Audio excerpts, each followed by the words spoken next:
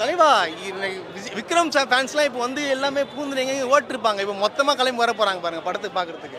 அது தெரில ஏன் வந்து படத்தை வந்து ஏன் வந்து நீங்கள் வந்து ரிலீஸ் பண்ணலன்னு சொல்லிட்டு கூட எனக்கு தெரியல. அதாவது இப்போ காலையில் ஏதோ ஒரு ஓடிடி பிரச்சனை ரிலீஸ் பண்ணலையா?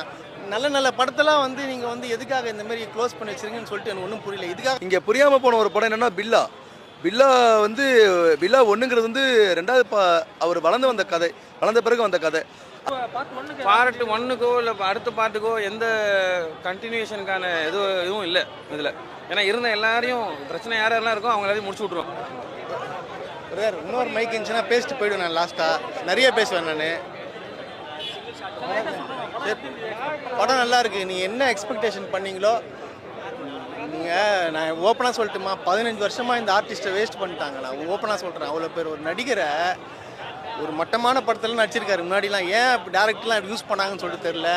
டேரக்டர் வந்து